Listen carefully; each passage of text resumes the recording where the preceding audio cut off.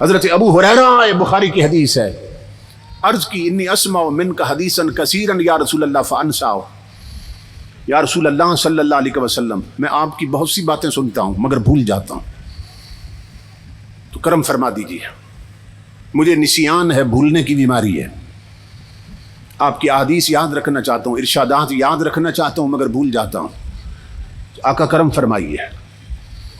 امام الانبیاء نے نہیں فرمایا ابو ہریرہ یہ تو ڈاکٹر کا کیس ہے، یہ بھولنے کی بیماری نسیان یہ تو حکیم کا کیس ہے، جاؤ کسی حکیم کے پاس، یہ نہیں فرمایا، جاؤ کسی ڈاکٹر کے پاس، یہ نہیں فرمایا۔ امام الانبیاء نے فرمایا ابو ہریرہ ابسط رداک، اپنی چادر بچھا دو، چادر زمین پہ بچھا دو۔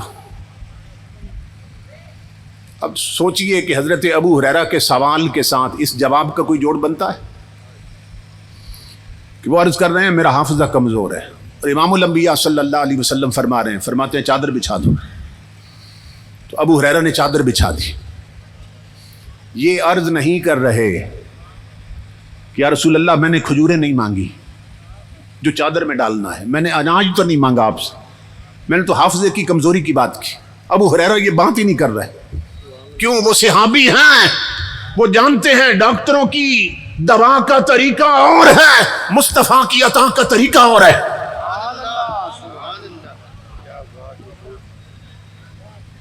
امام الانبیاء نے فرمایا چادر بچھا دو، انہوں نے چادر بچھا دی، پھر کالی کملی سے گورے گورے ہاتھ اٹھ، پھر ہاتھ جوڑے، پھر چادر پہ پلٹ دی حضور نے۔ 2-3 بار ایسا کیا امام الانبیاء نے۔ امام الانبیاء نے فرمایا اب اس چادر کو سینے سے لگا لو جس پر میں نے ہاتھ الٹے ہیں۔ وہ کہتے ہیں فما نسیت شیئا بعد، اللہ کی عزت کی قسم وہ دن اور آج کا دن مجھے کوئی شے کبھی نہیں بھولی ہے۔